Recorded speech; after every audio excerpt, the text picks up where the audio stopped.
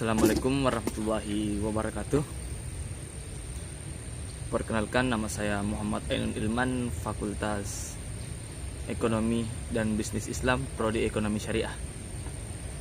Di sini saya akan menjelaskan tentang peran studi kelayakan bisnis syariah pada pembiayaan murabahah. Studi kelayakan bisnis syariah adalah studi yang merupakan laporan sistematis penelitian dengan menggunakan analisis ilmiah mengenai layak atau tidak layak suatu usulan usaha bisnis yang halal menurut pandangan syariah Islam dalam rangka rencana investasi perusahaan. Studi kelayakan terhadap suatu usaha tentunya memiliki tujuan, dan tujuan tersebut akan memberikan manfaat berupa fungsi dari apa yang dijalankan. Adapun tujuan dari studi kelayakan bisnis yaitu yang pertama, ikhtiar untuk mencapai kesuksesan usaha.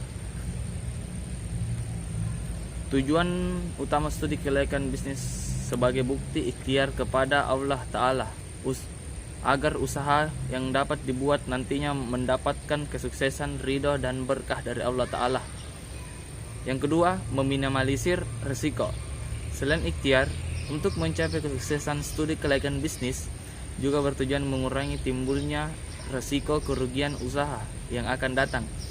Namun demikian, setiap usaha mempunyai risiko usaha, terutama kerugian dan usaha tersebut. Kondisi ini disebabkan karena sulitnya menentukan keadaan di masa yang akan datang. Terdapat beberapa aspek yang dinilai dalam studi kelayakan bisnis, meliputi aspek hukum, aspek pasar, dan aspek pemasaran, aspek keuangan atau aspek teknis operasional, aspek manajemen dan organisasi, aspek ekonomi dan sosial, serta aspek dampak lingkungan. Selanjutnya, pembiayaan murabahah. Kasmir, seorang yang ahli di bidangnya, mengemukakan pendapatnya bahwa pembiayaan adalah penyediaan uang atau tagihan yang dipersamakan dengan itu berdasarkan persetujuan atau kesepakatan antara bank dengan pihak yang lain yang mewajibkan pihak yang dibiayai untuk mengembalikan uang atau tagihan tersebut setelah jangka waktu tertentu dengan imbalan atau bagi hasil. Menurut Undang-Undang Nomor 10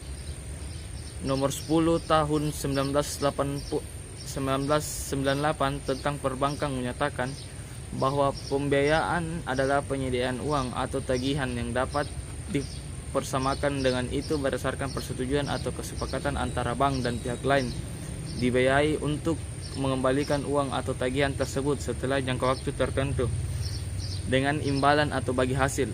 Kemudian dijelaskan lagi dalam Undang-Undang Nomor 21 Tahun 2008 tentang perbankan syariah pasal 1 poin kelima menjelaskan bahwa pembiayaan adalah penyediaan dana atau tagihan yang dipersamakan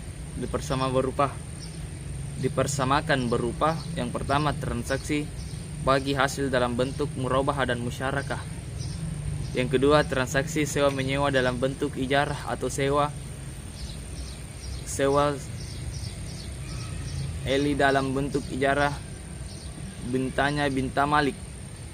Yang ketiga, transaksi jual beli dalam bentuk piutang, murabahah, salam dan istisna. Transaksi pinjam meminjam. Yang keempat, transaksi pinjam meminjam dalam bentuk piutang, guard, dan transaksi sewa menyewa jasa dalam bentuk ijarah.